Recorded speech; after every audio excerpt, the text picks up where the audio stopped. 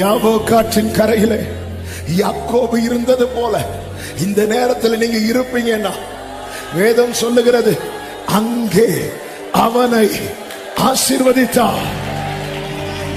அந்த திகைப்பு மாறினது, துயரம் மாறினது, பழிப்பு நீங்கினது.